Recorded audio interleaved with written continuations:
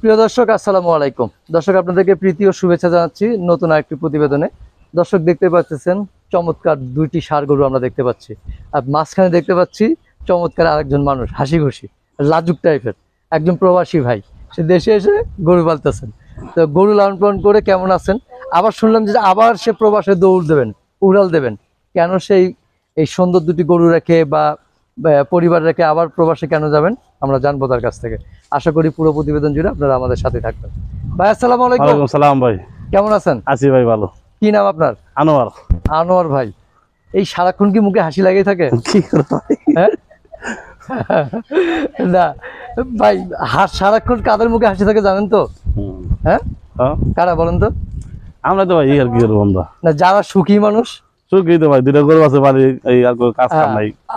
আরেক ধরনের মানুষের মুখে হাসি থাকে যারা সারাক্ষণ প্রেম করে। আচ্ছা, না প্রেম খালি মেয়ে মানুষের সাথে না তো কিন্তু ভাই, এই যে গরু বাছুর সবার সাথে কিন্তু প্রেম করা যায়। আচ্ছা, আপনি প্রবাসে ছিলেন নাকি? কুয়েত ছিলাম। কুয়েত কত বছর? 14 বছর কুয়েত সৌদি মিলা। কবে আসলেন? আজ তো 9 বছর আছে ভাই। 9 বছর হয়ে গেছে। আসার পর কি করলেন? এই যে গাভি কিনছিলাম, গাভি শান্তি পাইনি, কিনছি আবার ষাঁড় গরু। ও, গাভি কিনছিলেন, গাভিতে শান্তি পান নাই, আবার ষাঁড় গরু পালতেছেন। আবার ষাঁড় পালন। তার মানে গাভি ছেড়ে দিয়ে ষাঁড় গরু পালতেছেন কতদিন হলো? এই যে 6 মাস। 6 মাস? না, এই প্রথম ষাঁড় গরু নাকি? প্রথম। এই প্রথম। আচ্ছা, গাভিতে শান্তি পেলেন না কেন বলেন তো? ওই দুধ দিকে কম, পুরা বসে দাম বেশি, সেই জন্য ওই জন্য গাভি ছেড়ে দিয়েছেন। কিন্তু গরুতে কি কোনো লাভ হয়নি আসলে? না, গাই গরু বাইরে শান্তি নেই। শান্তি নাই, ওই জন্য মানে ক্ষোভে ছেড়ে দিয়েছেন। কষ্টে। আমার সমুদ্রে ভিসা দিছি, ইটালিতে ইনশাআল্লাহ চলে যাবো। আবার ইটালিতে চলে যাবেন? কিন্তু দেশে গরু লালন পালন করলে ভালো থাকা না ভাই, শান্তি পাই নাই। শান্তি পান না? কিন্তু অনেকে কিন্তু প্রবাস থেকে এসে গরু পেলে, যাদের টাকা ক্যাশ কেবল বেশি আছে তারা পায়না শান্তি আছে, আমার তো ক্যাশ কেবল নাই। ক্যাশ নাই? আচ্ছা, বিল্ডিং করে চালান শেষ। বিল্ডিং করে চালান শেষ হয়ে গেছে, ক্যাশ নাই, তারপরে তো ভাই মুখে অনেক হাসি।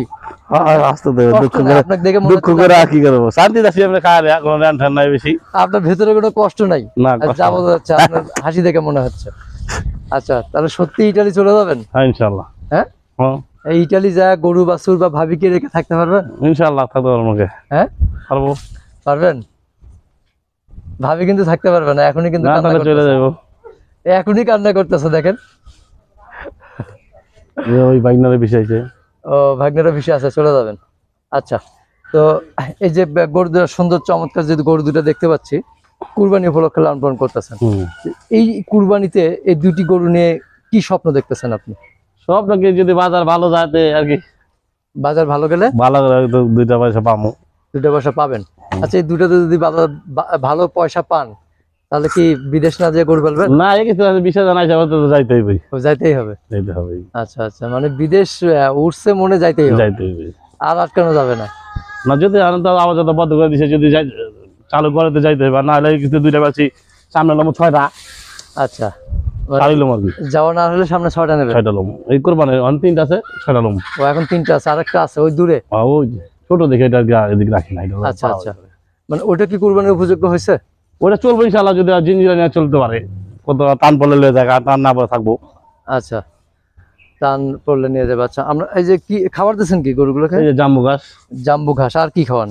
গুড়া ভুসি, সাথে আর কি দেন? এই ই আছে, এই যে বুটের ভুসি আছে, গম সাইড আছে, যাও আছে। আচ্ছা, তো আপনি আশাবাদী কিনা আপনার এই দুইটা গরু নিয়ে কুরবানিতে? আশাবাদ, ইনশাআল্লাহ কম বেশি তো আসবেই। কম বেশি আসবে। আচ্ছা, আমরা এই যে গরুটা দেখতেছি, দেশি গরু, এটা কেমন আনুমানিক ওয়েট কতটুকু হতে পারে? 2.5 মণ 15 মণ হতে পারে। 15-2.5 মণ, তাই তো? কেমন দাম আশা করতেছেন এটা? দাম তো আশা করছি ওইটা 1,20,000 টাকা। 1,20,000। আচ্ছা, আর এটা 30-35। আচ্ছা, এটার ওয়েট কতটুকু হতে পারে? এটা 3 মণ উপরে।